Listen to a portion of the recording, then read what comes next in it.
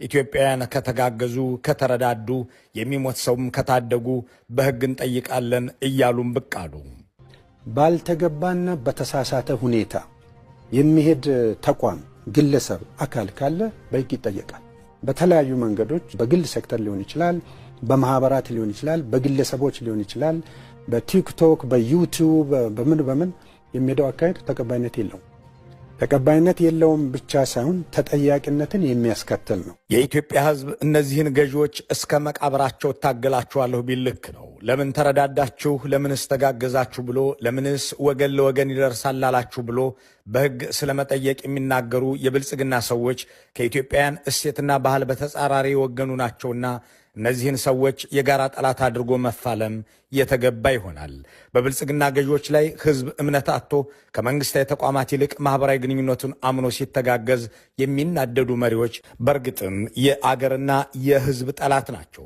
አብይ አህመድ ለሕዝብ የመጣን እርዳታ ሸጠው ድሮንና መድፍ የገዙ መሪ መሆናቸውን ሮይተርስና ዓለም አቀፍ የረድኤት ድርጅቶች በምርመራ ሪፖርቶቻቸው ያጋለጧቸው መሪ ናቸው። ብልጽግና አገርን በዘርና በብሔር እየለየ እንደሚገድል በዓለም የተዘገበለት የወንጀል ስብስብ ነው።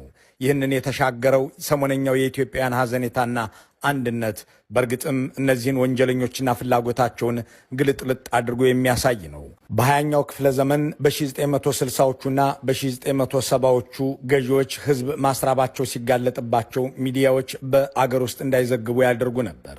ሆላንዳዊው ሪቻርድ ካፑቺንስኪ ዘ ኢምፐረር በተሰኘው መጽሐፉ የቀዳማዊ ኃይለ ሥላሴ መንግስት ረሃብን ለመደበቅ በሚያደርገው ጥረት እነ ጆናታን ድንብልቢ ወደ አገር ቤት ገብተው ዘገባውን ካሰራጩ በኋላ ሌላ ጋዜጠኛ አዲስ አበባን እንዳይረግጥ ከኤርፖርት የውጭ አገር ዘጋቢዎችን መመለሱን ጽፏል። መንግስቱ ኃይለማርያም የመሩት መንግስት ያስራባቸው ሰዎች አዲስ አበባ እንዳይገቡ ኮተቤ ላይ መንገድ እንደዘጋ ያጋለጠው ሬድ ቲርስ የተሰኘው የራሱ የአገዛዙ ባለስልጣን መጽሐፍ ነው። የአብይ አህመድ አገዛዝ ግን ከእነዚህ ሁሉ ይለያል።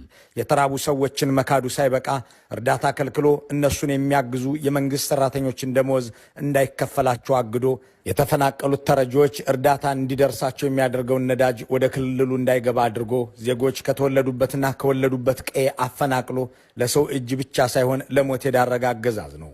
አፈናቅሎ ያስራበ መንግስት፣ አፈናቅሎ የገደለ ሌላ መሪና መንግስት በሌላ ዓለምም በኢትዮጵያም የለም። የቀደሙት መንግስታት ያስራቡት ህዝብ እንዳይታይ ከሚዲያ ይደብቁት ነበር። የአብይ አህመድ መንግስት ግን ሊደብቀው ስላልቻለ ካደ። ስጋቸው አልቆ ቆዳቸው በሸፈነው አጥንት የሚታዩ ሰዎችን እያየ ካደ። የሚቀመስ የሚጎረስ አጥተው እየሞቱ የሚታዩ ሰዎችን ካደ። ለዚህም ሽፈራው ተክለማርያም የተባሉ ሹምን አሰማ።